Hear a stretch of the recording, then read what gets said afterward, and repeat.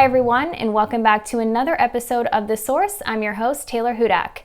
In light of the recently released Brereton Report, which shed further light on Afghanistan war crimes perpetrated by the Australian Defence Forces, today we are joined by a very special, courageous guest, David McBride.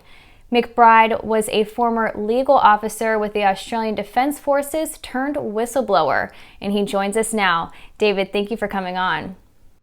Thank you, Taylor. Absolutely. So for our viewers, can you provide them with a background on your career with the Australian Defence Forces?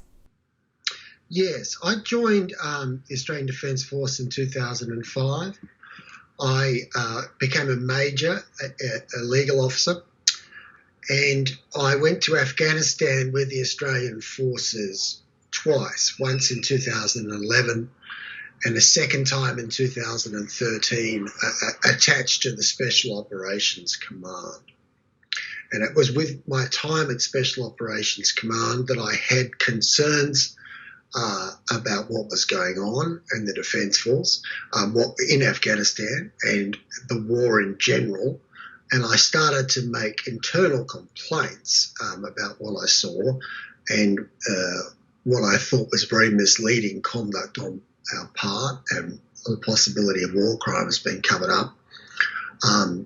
My complaints didn't go anywhere, and I was shunned, and eventually I fought this sort of organisation for a few years. I left and with post-traumatic stress disorder, mainly from sort of fighting the organisation. And then I became a whistleblower. I gave some documents to an Australian television channel. They did a story in 2017 called the Afghan Files, which at the time was a very big breakthrough. It detailed war crimes, it detailed questionable cover-ups, and it laid bare it surprised the nation, I guess, that what we thought was going on over there was not going on over there. After the Afghan Files were published, the police, it was quite obvious the information must have come from me. The police raided my home. I left the country and I returned. I went to live in Spain and then to avoid extradition. Then I came home in 2018 to face trial. I was arrested at the airport and I've been awaiting trial now for about 2 years, I guess, and it won't be on until next year. Now, let's go back to the beginning before we get into more detail on what you had just told us. When did you realize that there were some serious systemic issues within the military and that you had to speak out about this?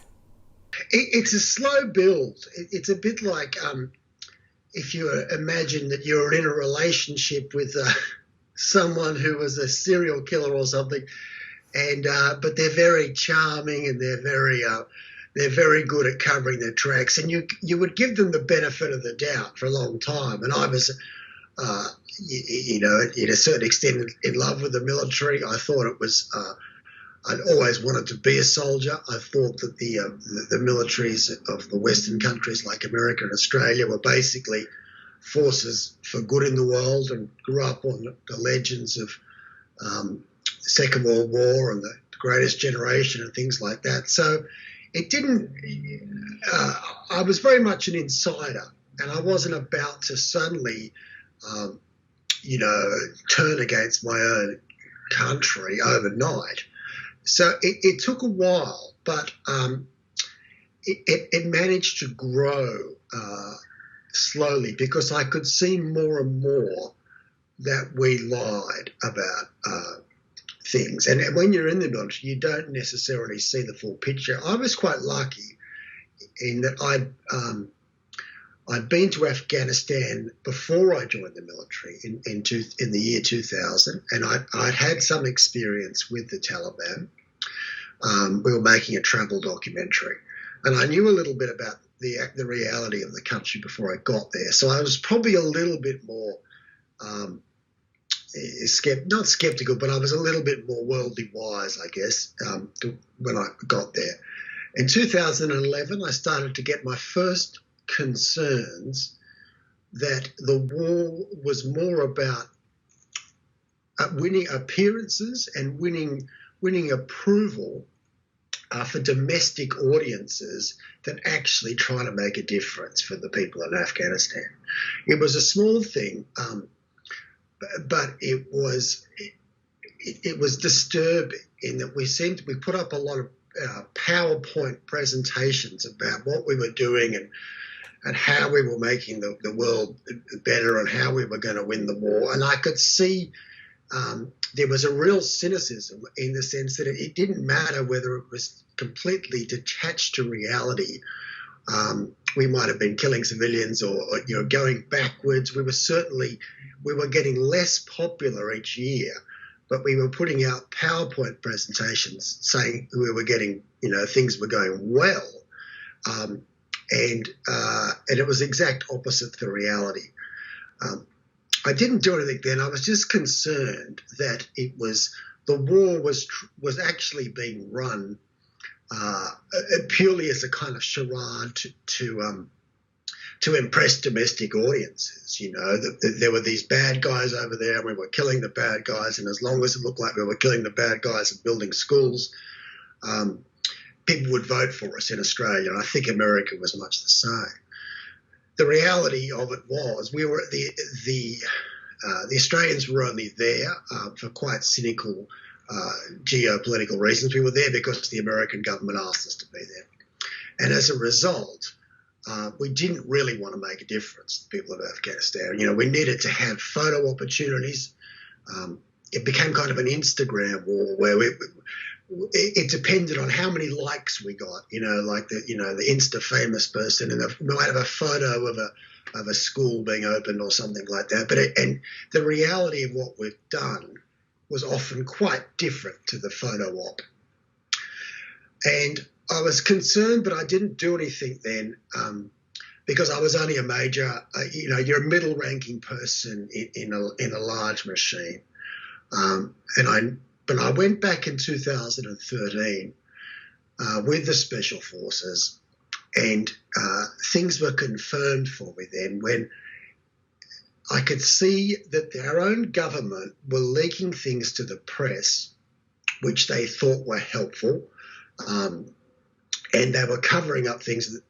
For example, it was the worst of both worlds. We were covering up true war crimes where people had been murdered, and that in order to sort of create a sort of happier image, we would investigate something that we knew wasn't going to go anywhere.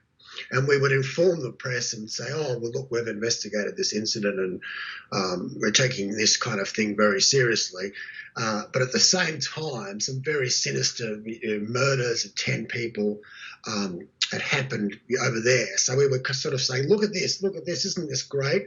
Whatever you do, don't look at that. And we were a victim of our own publicity. They had a very famous soldier who had a very big reputation, and the government had used him to sort of popularise the war. They'd given him a lot of medals, and he was a very good self-promoter, and he talked up a lot of things. One of the things that really turned me is I looked into one of the cases, and I found out he'd been awarded a bravery medal for a situation where it actually killed an innocent shepherd boy who just happened to be walking in the area, but they said, oh no, this shepherd boy was a spotto for the Taliban, and he was trying to outflank us, and the reports got more and more exaggerated, and so he ended up getting a bravery medal, which for something which was actually a murder, and to a certain extent it was a small example of the whole war. We were talking ourselves up as we were doing something heroic or whatever, but it was actually quite the opposite. We were killing innocent people and giving ourselves medals for it. And I found that was very sick. And even though that was a one incident, I could see that was happening all the time. And the reason it was happening was because the politicians were only interested in good news stories. They would talk anything up because they basked in the glory. Everybody who committed more troops to every regime, every government who committed more troops to Afghanistan was re-elected. You know, it was a vote winner to drop bombs and to be fighting the bad guys. And as long as nobody found out, no one, the politicians really did not care what actually went on in the country.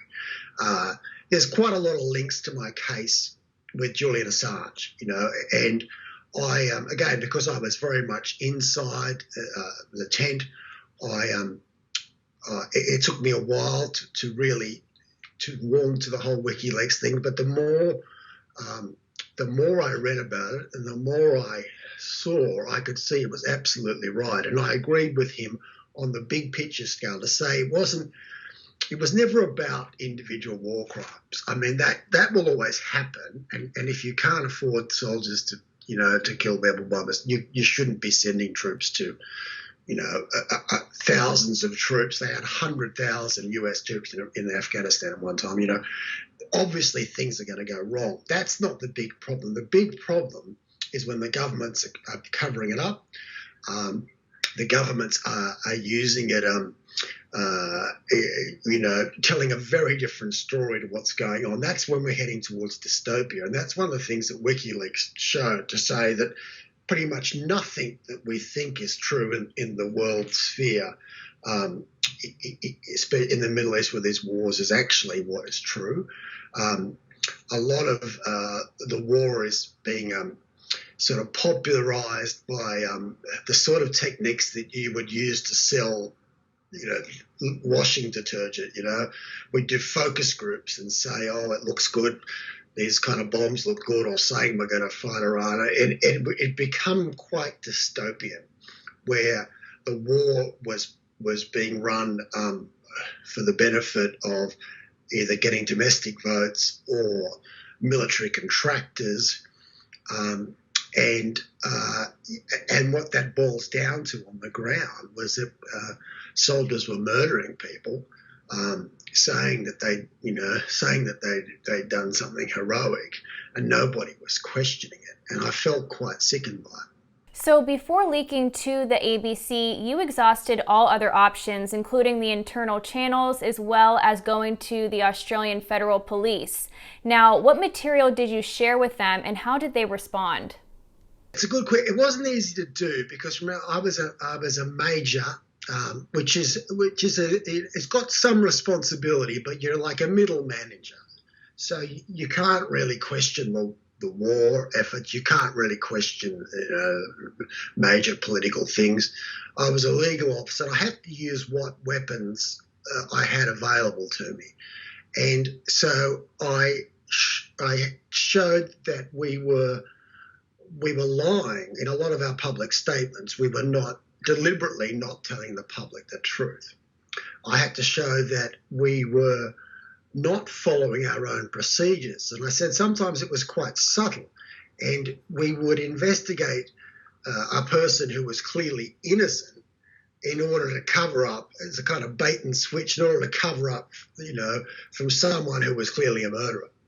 So I said so I complained about the fact that we weren't following our own laws, because I could see that was some sort of a subtle indication that something was very wrong, and we were covering it up. And as it turned out, I probably stumbled onto more than what I realised, because they did not want to hear that. I thought you would have thought that a logical response would have been, oh yeah, we can see what you're saying. We aren't following our own laws, and we are doing things just for show. We are doing a lot of media manipulation or whatever. They might have, but it was possible for them to admit minor faults and say, thank you for picking up whatever. But they really attacked me. My career was over. I was moved sideways. I was sent for psychological review. I've recently read an American book called Crisis of Conscience, which is a very good book about whistleblowers, and it deals with a lot of cases from everything from the nuclear industry to banking and whatever, and I saw a lot of similarities, and it was quite heartening because when you don't play along with the narrative of a big organisation, they do everything they can. Not to argue with you, but to silence you in other ways by sending you for psychological review. They did that 3 times to me. I kept passing, and that seemed to annoy them. The psychologist would say, "Well, look, he's angry about what he thinks is going wrong, but he's not crazy." But that wasn't the answer. I think they eventually sent me to a psychiatrist who tried to gaslight me and tried to tell me that it was all in my imagination. And I recently read that there's a dedicated program for that in government departments, which they've copied from America, to say, and it's called something quite cynical, like it's all your fault. How to make whistleblowers, think that turn them basically question their own sanity. So did they issue psychiatrists and psychologists to whistleblowers with the intent of causing them psychological harm by gaslighting them? And is the federal government doing this? Yeah. They directed me to go and see a guy, psychiatrist. He was very smooth, and it wasn't apparent. He put me on antidepressants immediately, which really slowed me down. And he was charming and everything, but he said something quite strange, which I didn't realise at the time. But he said, because I explained to him my situation, and he said, "Oh, look, you should," he didn't even say, "You're sure." He said, "You're just someone who is used to getting what they want in life, and now you're angry about it, and that's why you're angry with the organisation." And it was when you're seeing a psychiatrist, of course, you don't. It's a bit like my relationship with the military. You don't immediately, think the worst of them. So I was like, "Oh, maybe that's the case." I didn't think that I had a sense of entitlement, but I thought, well, possibly.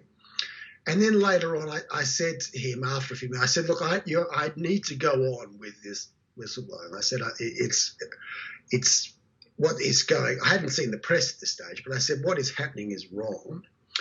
And he said, "No, you don't have a legal leg to stand on to report it."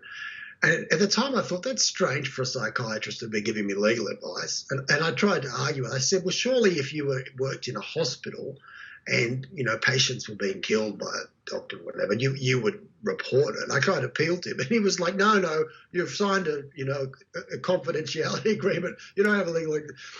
And I didn't realise it at the time, but only this year there was a report by an Australian investigative journalist into the Australian government, and they found other cases of whistleblowers within the taxation department who managed to prove that they had been gaslit, if that's the right word, by the government, and that they had a program where they paid psychiatrists to put ideas in people's head to say it was actually all their fault, and they got like a sort of a bonus if they could convince the person to drop the case. That should not even be legal. That is mental abuse. That's terrible. Yeah. Imagine I could have killed myself or something, and this guy's a well-respected person, and you'd think, would you really go that far as to try to? It's quite disgusting. It truly is. Another thing I want to touch on, though, is the Afghan Files, this series of stories that was published in the ABC. Now, you have stated that, in fact, there was a bigger crime that was being withheld from the public in those series of stories. What is that bigger crime? Yeah, I thought it was more... there was a bigger story going on in that it wasn't so much about the fact that a soldier might have shot someone either by mistake or even deliberately in the field. It was that the government knew. The government they did inquiries. It's even worse than the individual murder. The government would do an investigation, and then they would deliberately put pressure on the investigator to find nothing, to say everything was okay. And they were using sophisticated media messaging to try to make everything look fine. I thought it was the government who were the truly sinister party, I thought. And I can understand why, in retrospect, it was kind of too big a story for the ABC to take it. And actually, it's turned out well, because as a result of the Afghan Files, a lot of things have started to fall down. But the government wanted to control the narrative. I think they knew about serious war crimes back in 2006, and they awarded bravery medals to this famous guy in 2000, and did like the equivalent of the Congressional Medal of Honor in 2010, and they heard complaints from his fellow soldiers then, and they just didn't want to know, and they continued to cover up obvious complaints about famous people, and they put, as I said, the innocent people on trial in order to look like they were doing something. So everything was about the press train, and I think because they were trying to justify the war, because the war was good for votes. Just to be clear, was it the military that was purposefully investigating people they knew were innocent just to show that there was not any nefarious activity taking place? Yeah, that's right. And that was the first thing that I caught on to. And that's why I guess I was different to the Afghan stories, because the first thing I got onto was, as a lawyer for the Special Forces, I could see that we were doing investigations of people that had done nothing. And that wasn't just my speculation. I mean, they've never got charged. But we made a big fuss for 4 years. Sometimes we kept people's lives on hold for 4 years, and we did press conferences saying that they were guilty and they were really bad people. But it was a smokescreen. It was all a smokescreen to cover up the absolutely cold-blooded murders. And that kind of sickened me, that we would not only cover up murderers, but we would try to punish the innocent. And it was mainly because the politicians were worried that if famous people got convicted, that they would have their careers damaged as well. It was a huge amount of cynicism, and to the extent that they,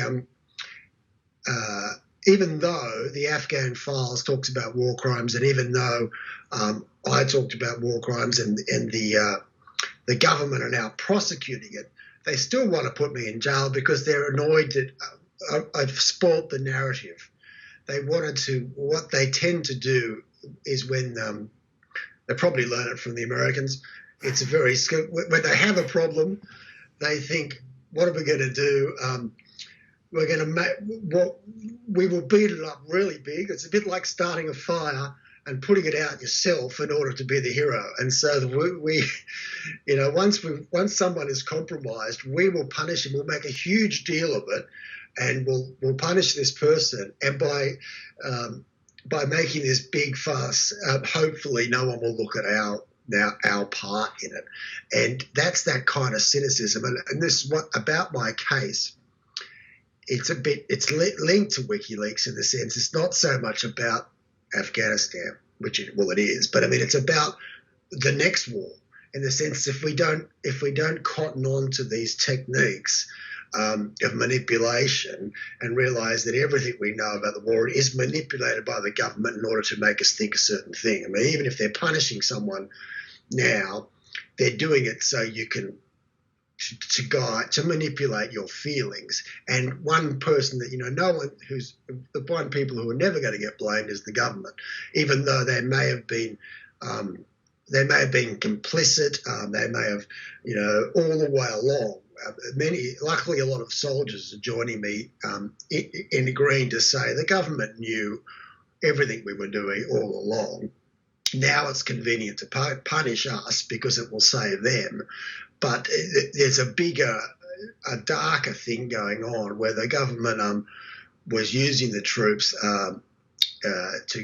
for political advantage, and now they're kind of punishing them for political advantage. But it's really a sort of a game of shadows where the public are not necessarily ever going to hear the true story because it's manipulated. After you provided this information to ABC, they of course published a series of reports that we just talked about. And after they did this, the ABC was in fact raided by the Australian Federal Police in June of 2019. Many people have said that this is an unprecedented attack on journalism in Australia. How do you feel about that? How do you feel that these journalists were attacked for publishing this information? It shows you how far things have got out of hand, and that's there was a real arrogance in Australia where they just thought they could get away with anything. And that's what a problem was. I mean, as I said, they gave these, Congressional Medal of Honor to someone who was actually a murderer, and they should have known that 4 years beforehand. And that's kind of arrogant. And then they thought they could get away with raiding the ABC. And I think it's come so far in Australia. I think we are at such a dystopian level. The only real reason the government are not trying to put those journalists in jail is that they're worried about bad press from journalists. They don't really care about, human rights or whatever. And if that journalist worked for some very small, minor regional paper that had no kind of clout, they'd be in jail probably, because there is very little real respect. I mean, they talk about issues, they talk about, we'd like to do the right thing or whatever, but I think the reality is that public opinion is important, but the rule of law is not. And they, I shouldn't be on trial myself. Once they have, it was quite unprecedented that they raided. They also, at the same day, they raided another journalist's house, and it was even worse for her because she had covered a story a few years before to say the Australians, it's a bit like a Snowden story, but not as sort of graphic, that the Australians were going to start doing bulk surveillance of all civilian emails, which would have been illegal. Mm-hmm. So it was a very public interest story, and the government didn't even actually go ahead with that plan. But there was no doubt that what she published was true. And the government wanted to put her in jail. And that is really quite disgusting, because you kind of think, well, you're putting journalists in jail even when they've published the truth about government misdeeds. I mean, you really have got a dystopian society then. And luckily, every cloud has a silver lining. That was probably the moment when my case started to get better, because people cared about that, and people started to, I guess people don't necessarily understand whistleblowers. I got a lot of hate mail saying, I was a traitor and I should be hung and all that kind of stuff. And when the journalists got arrested, it actually helped get public opinion in my case. People started to care and started to call me. And so in some ways that was very good for me, and I was happy. And while I've always had a bit of a soldier's bravado about, going to jail, and if I need to go to jail, I will, I think it had a real effect on the journalists being charged or under the sort of definitely the charges being considered against them. And I felt sorry for them, because I could see that they didn't sign up for that, and that's fair enough. And it took a toll that they're having those charges hanging over their head. And again, there was a certain amount of cynicism from the government. Whatever they were going to do, they knew that having these charges hanging over the journalist's head, A, was making their life miserable whether they go to jail or not, but B, it was going to scare a lot of other journalists too. And you also had a cynical move where the Attorney General in Australia said,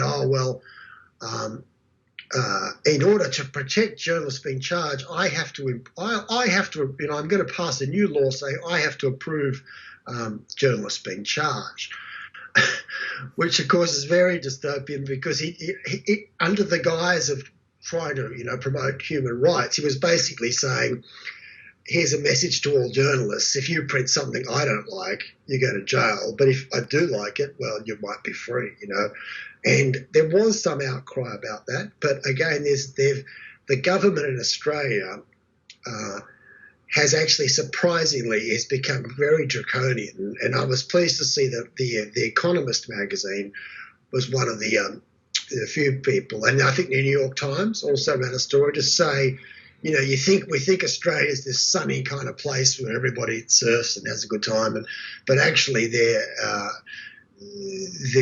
laws about publication are more draconian than anywhere else in the Western world.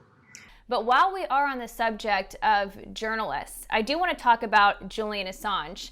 Julian Assange is, of course, the founder of WikiLeaks, and he is still in a London prison. That is Belmarsh Prison, one of the worst prisons you could be in the UK. And I want your perspective on Assange and his work through WikiLeaks. Through your view as a former military lawyer, now a whistleblower, can you speak about the importance of his work? As other people have said, it's hard to overestimate. I mean, it's huge, and I think he will be remembered incredibly because he showed the sort of things that I've hinted at, to say it is much bigger than we realise. It's much bigger than a few. A few people getting killed here and there. And one example in Iraq was like we'd underestimated the amount of civilian casualties, and this is casualties puts it's too much of a euphemism. We underestimated the amount of innocent people that we had just killed by what was it? 25,000 or 100 something thousand, and that wasn't a mistake. That was a lie. And that we were doing things like some of the other one, Hillary Clinton's emails or something. We were arming Islamic hardline, uncontrollable rebels with American weapons in the hope that they would destabilize Assad or something, and without anybody thinking, without at the same time not having any illusions about the fact that we wouldn't let them take over Syria. We just wanted them to cause trouble, and then not thinking what 2 steps down the road, what might happen if they get disgruntled like Osama bin Laden, and they'll be coming back to mainland America and blowing things up, and things that were the level of cynicism and within the US government's foreign policy is immense, and that's what struck me. And one of the things I really like about Julian is him saying, wars are started by lies, and whatever he said, propaganda, maybe truth. It's a really good thing, and I don't think he gets enough credit. And one of my missions is after my case, if I'm not in jail, is to be able to try to popularise, obviously he's got a lot of support, but there's still a lot of people, mainstream people, who don't necessarily support him. But I'd like to try to work on them and to say, look, he's unusual, he's got Asperger's, whatever, but essentially the things he was doing are really, really good, and they're really, really essential, and they do affect you. It's about your own sons and daughters might be killed as a result of some ridiculous war. It does come home to haunt us, and we are heading to a very dystopian society where if someone who exposes these things goes to jail, whereas the people that were starting wars and dropping bombs and go free. I mean, particularly someone as I used to be in the military. I still like the military. I still consider myself a soldier. I don't think war in itself is a bad thing. I think it's kind of, although I'm increasingly beginning to realise that maybe in the sense that it seems to so often be the result of lies and misinformation and for ulterior purposes. But in itself, I don't think it's necessarily, a bad thing, but it's a bit like the car has become carjacked by people who should not be in charge. And we need to hold on to, and we need to be able to take action when there's bribery, corruption, and double dealing going on in our foreign influence. We need to do something, and if, I guess from my soldier's point of view, I'm particularly concerned because I can see the way we're going is not even going to work. I mean, we created more terrorists than we ever killed, but by our lies and by our mistakes and whatever.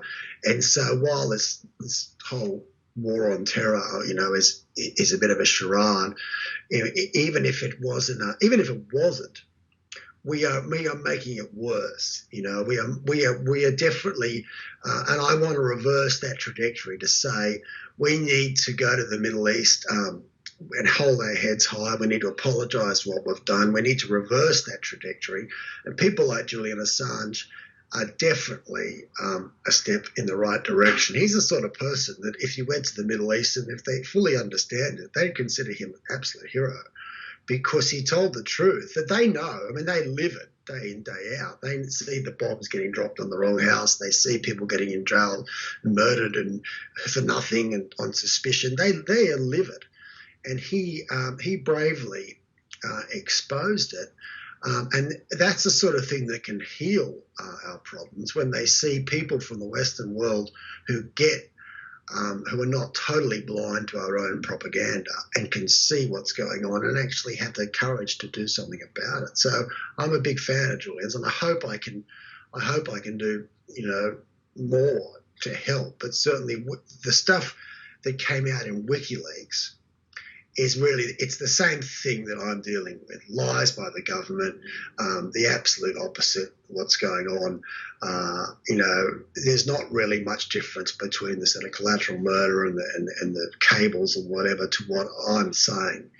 And so, and I can see that more and more. There's no difference between my case and his. I'm a bit more Chelsea Manning, I guess, but it's still the same sort of thing. And I hope to, at least, to be part of the campaign to make more and more people support him. Exactly, and what it shows too is that these atrocities and illegal activities that are happening during these wars is not an uncommon thing, unfortunately. It's a very common thing. But David, before we continue with our discussion, I do want to take a brief pause, and when we return, we will continue with our discussion on David McBride's case, as well as some recent developments that have come out in Australian media regarding Australian war crimes. But before that, check out this commercial.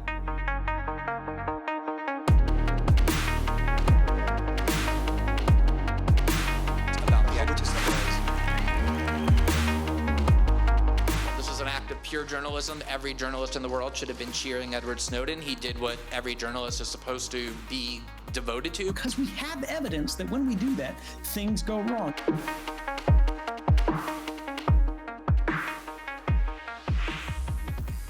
Welcome back, everyone. You're watching The Source. I'm your host, Taylor Hudak. So David, we left off talking about Julian Assange and his work through WikiLeaks, but now I do want to shift our focus onto this new report that is coming out in the Australian media. It's called the Brereton Report. Can you describe what that is and how it relates to your case and Australian war crimes? Okay, it's very much linked to my case. It is a major thing in Australia. It has taken 4 years to compile, and it came from a series of rumours, complaints that occurred after the war finished. There was quite a few investigative reports by reputable journalists to say that war crimes were committed on a big scale. They were generally rejected. There was the Afghan Files, which I was involved with, which suggested that war crimes were there. And there was another a smaller inquiry the government did to try to work out, it was like a gathering of rumours, more or less, and then they did the Brereton Report after that. It's been highly secretive. There's been a lot of leaks about it. The idea was that they were going to look into 55 cases of potential murders. And they were going to gather evidence over 4 years. They spoke to about 300 witnesses, all of them ex-servicemen or women, and it's not a criminal report. It's in the sense that charges cannot flow directly, so that's quite disappointing.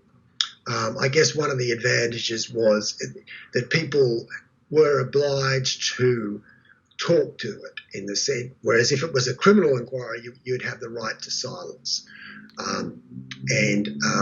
So that they did manage to gather a lot of evidence, and it is quite damning. After it's been very controversial, a lot of it has been leaked over the past 4 years, and supposedly, there's been a lot of conjecture about what it's actually going to say. There is one famous soldier, a guy called Ben Robert Smith, who won, our equivalent of the Congressional Medal of Honor. Some investigative journalists said he is going to be named in the Brereton Report as a war criminal, and he sued those journalists for defamation, and the case is ongoing. But in the course of that defamation case, quite a few allegations about the report came out. So we've actually got to hear quite a few things about the report tangentially. It was released today. One of the good things about it was that the government did acknowledge that we definitely committed war crimes. I think they've said 39 cases of pretty much confirmed murders. So that is good. They have taken responsibility for crimes that happened.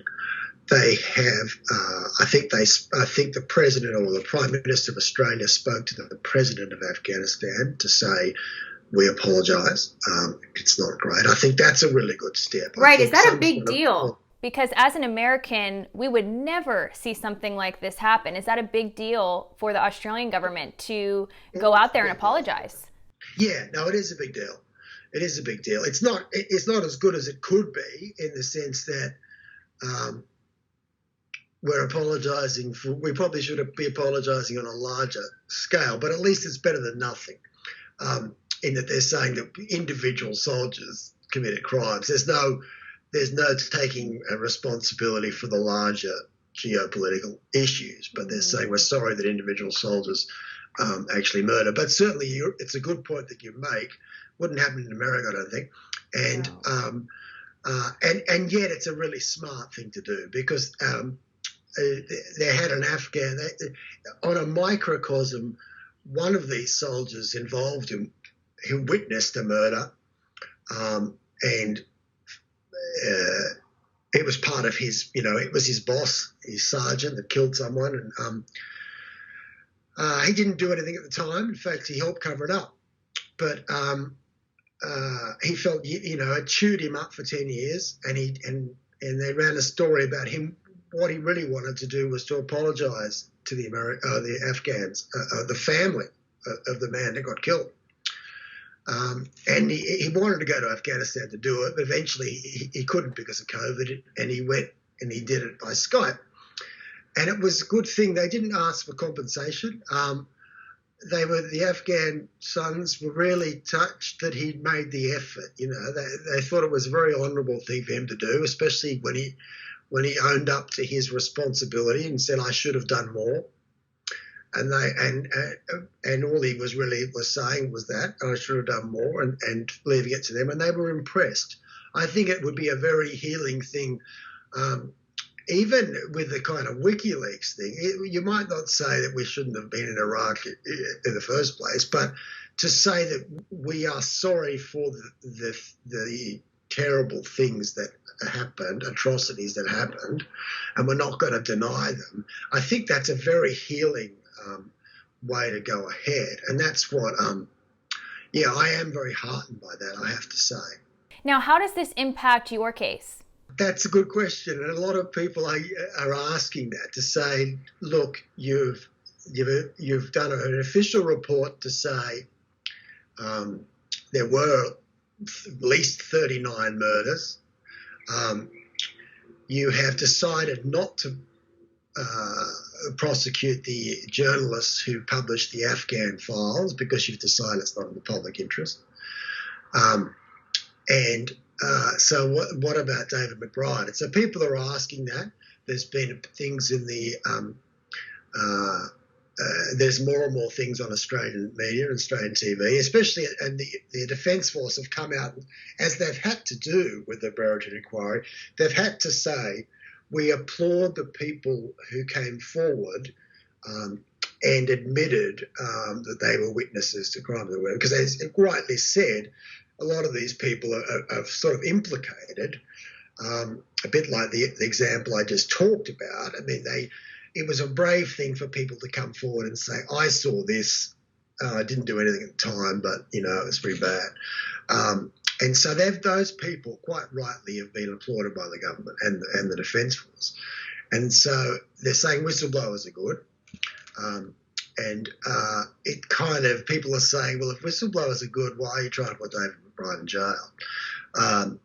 I think it's a question for a bit of a slow burn. Of course, on the other side of the coin from the government, they kind of want to make an example of me and at least make my life difficult, because there'll be people in the government, very cynical people, saying, well, he might have been a good whistleblower, but we can't afford to have government employees thinking that they can just, go and leak secrets about crime, and we need to make life very difficult for this guy.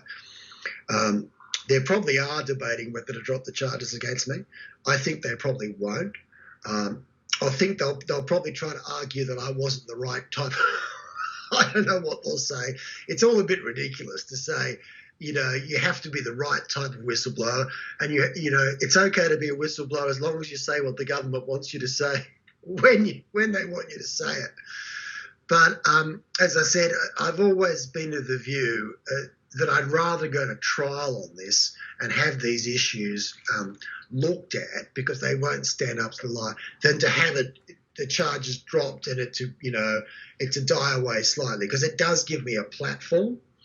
And it does enable me to raise issues like, Julian Assange and myself, and to say, under what principle is reporting a crime that the government has committed a crime itself? Increasingly the governments get carried away with their own importance and think we can pass laws that make it a crime to expose government crime, but those laws must be illegal.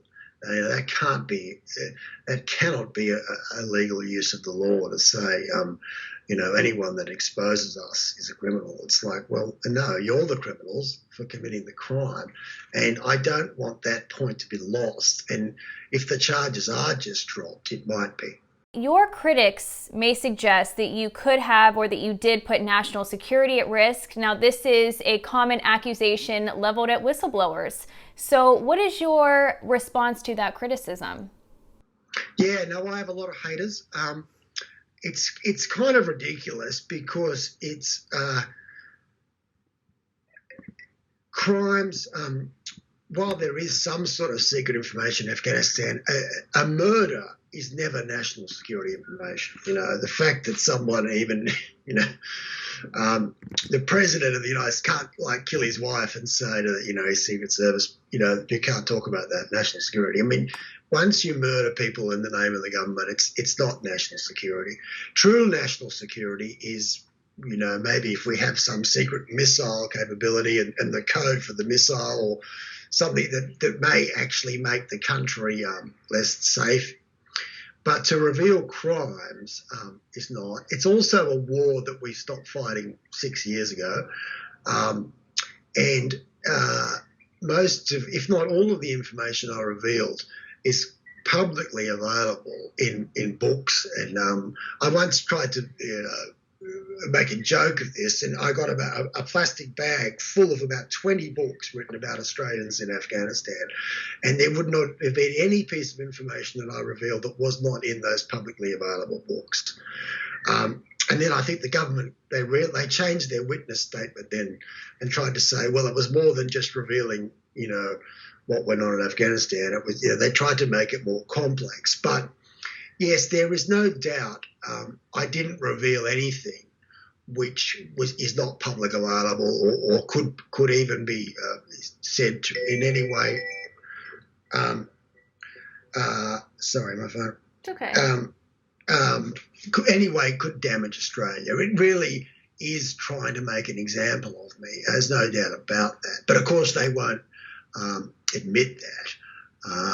And that's why I quite want to fight the charges, because one of the charges is it says something on the lines of he gave information to people outside the Defence Force and it was not his duty to do so. Now, I want that, what was my duty, to be argued in court. I was a lawyer. I had, a practicing certificate in that I passed the bar or whatever, and you have certain obligations. I was also an officer, and I would say it's exactly my duty to stand up and be counted and do the right thing. And in an ideal world, I really want to see that as the focus point of the case, because the problem is when you're a whistleblower or anything like that, when you're fighting the government have a very big PR machine. And so they can put out that you breached national security or whatever, and they can do it with their press secretaries and newspaper plants, and you can't really fight it because it's so big. But in a courtroom, when you've got a judge with a good, sharp mind, you can say, how did I damage national security? Tell me how, and then you can cross-examine them, and then you can say, tell me why this isn't my duty to stand up, and without all the sort of smoke and mirrors of the government's sort of propaganda. And I'm hoping, and that's one of the reasons why the government have tried to make it a secret trial, because they do not want anyone to be able to ask hard questions about what they claim, because they don't want it to be stripped back to the fact that they're just trying to make an example of me because the government is considered more important than the nation. You are being represented by Xenophon and Davis, and your lawyers have spoken publicly about the difficulties they have had in preparing your case. Is this going to be a secret trial? And do you think that the system in Australia is fair to whistleblowers? No, it's not fair at all. And it's been cynically manipulated, the same as in America. Luckily, not quite as bad as in America, but or the United States. But it's close to it in the sense that the government itself, the Attorney General, who is just a politician, he's not. I think it's even worse in the American system. Is that he's just elected. Everyone's trying to call me about the Brereton Report.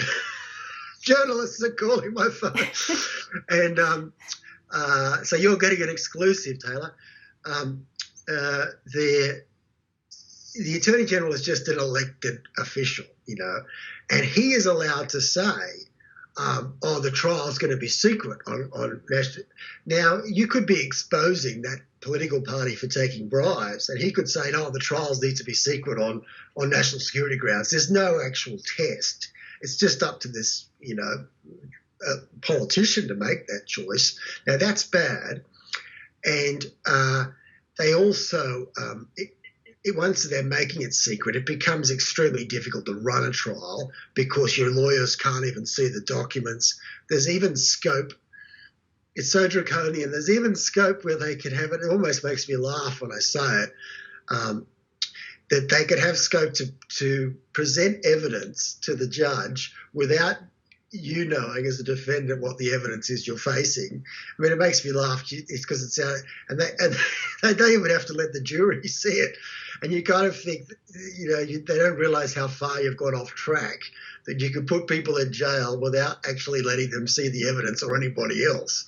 But that's part of the law. These things were passed, in the wake of 9/11, and there was an idea that we were going to be putting people on trial. They were extremely dangerous or whatever, and the government is cynically using all the powers available to someone who runs a true terrorist organisation who's trying to blow up the Harbour Bridge or whatever, in relation to people like me who are really just critics of the government. And closed trials and secret evidence, and they don't seem to have any shame about what they can do. And there's no adult supervision to say, David McBride, he may be a whistleblower, but he's not exactly a security threat where we have to invoke all these extremely draconian things. They do it because it gives them an advantage in the courtroom. So this Brereton Report did just come out. Are you hopeful for your case? Does this bring you some hope that this could potentially positively impact your situation? It definitely will be positive. That's true. I'm happy about it because now we can.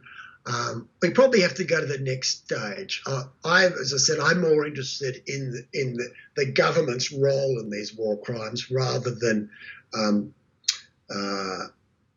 the actual soldiers. And luckily, more and more people in the country are with me on that to say, to a certain extent, the Brereton Report, while it's a step in the right direction, it is a stage-managed report. It's written by the government. It's what the government wants you to know. Okay. And it will be a shame if the government gets to blame all the errors in Afghanistan on a couple of very low-down people, corporals, people who are in charge of 6 people, without saying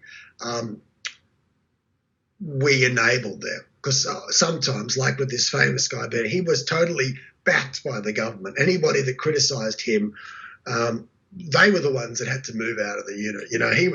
He was protected species.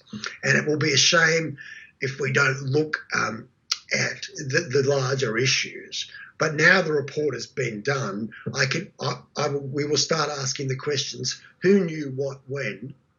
It will be okay if the government takes responsibility for saying, yes, look, okay, we did not want to look into war crimes during the war. We thought it would be very, very difficult to stage manage that. We thought it would actually endanger us. We take responsibility for the fact that we did do at least a temporary cover-up in order to better manage this situation. If they were to take that sort of responsibility, A, I'd be happy, but B, I would win my case, because my case would then be saying, this is exactly what I was saying. I was saying that something was very wrong with the way we were running the war. While it may be understandable from a sort of a public relations way, if you're running a company and you had some dangerous product and you found out, you might not immediately reveal it to the public. We get that. But we do need to take responsibility for saying we stage managed the war crimes. We knew that things were up. We did cover things up. We did prosecute the wrong people. And once they admit that, I'll go free. There'll be a little bit of fighting. They may string it out to the last minute, but it's certainly good news for me. Many people who are watching right now, David, may be wondering why you would risk so much and put your life on the line and your freedom on the line to reveal this information to the public. Why did you take that risk? I think it comes back to the fact that, I was a sort of true believer. All my life I've done the right thing, and I went to law school, I went to Oxford University, I went to Sandhurst Military Academy, and I was a real believer in democracy and in old school. And I was so incensed when I found out that we were becoming the bad guys of the world, that the Western countries were becoming everything that the sort of emerging world used to say about us, that we pretended to be in democracy, but we really favoured, dictatorships. We pretended to be trying to help the people, but really we were just trying to get corporations in there and make profits, all of those things, which I used to just think is conspiracy theory and, like everybody else, I began to see that a lot of them were true. And I found that really shocking. And I'm so angry about it. And I guess I still believe something can happen. I'd like to think we can change the trajectory of that downward spiral.